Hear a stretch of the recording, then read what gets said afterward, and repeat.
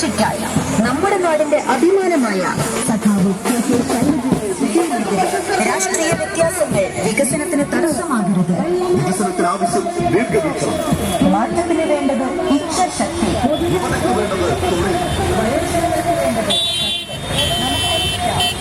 LDF സ്ഥാനാർത്ഥി KK Shailaja ടീച്ചറുടെ തെരഞ്ഞെടുപ്പ് പ്രചരണാർത്ഥം സംഘടിപ്പിച്ച റൈഡ് വിത്ത് ടീച്ചർ ഇരുചക്ര വാഹന റാലി പേരാവൂർ മണ്ഡലത്തിൽ ആവേശക്കടലായി. ചാവശ്ശേരിയിൽ നിന്നും ആരംഭിച്ച് ഇരിട്ടിയിൽ സമാപിച്ച റാലിയിൽ നൂറുകണക്കിന് മഹിളകളും പ്രവർത്തകരും അണിനിരന്നു. റോഡ് ഷോയ്ക്ക് ശേഷം ഇരിട്ടിയിൽ നടന്ന ആവേശകരമായ പൊതുസമ്മേളനം അഖിലേന്ത്യാ ജനാധിപത്യ മഹിളാ അസോസിയേഷൻ നേതാക്കളുടെ സാന്നിധ്യം കൊണ്ട് ശ്രദ്ധേയമായി. പരിപാടി അഖിലേന്ത്യാ ജനറൽ സെക്രട്ടറി മറിയം ദാവ്ളെ ഉദ്ഘാടനം ചെയ്തു. കേരളത്തിൽ LDF വിജയം അനിവാര്യമാണെന്ന് അവർ പ്രസ്താവിച്ചു.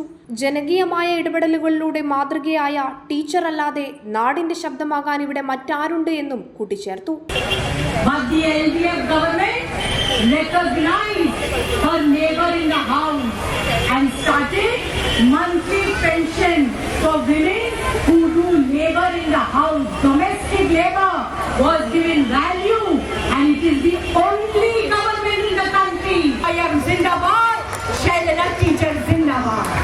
അഖിലേന്ത്യാ ജനാധിപത്യ മഹിളാ association general president PK Sreemathi ടീച്ചറും യോഗത്തെ അഭിസംബോധന ചെയ്ത് സംസാരിച്ചു.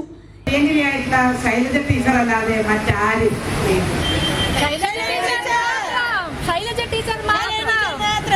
ശൈലജ ടീച്ചർ മാത്രം. അതാണ് പേരാവൂർ മണ്ഡലത്തിൽ ശൈലജ ടീച്ചർ അല്ലാതെ മറ്റാര്? ശൈലജ ടീച്ചർ മാത്രം. പേരാവൂരിൽ മാത്രമല്ല, കേരളത്തിൽ LDF അല്ലാതെ മറ്റാര്?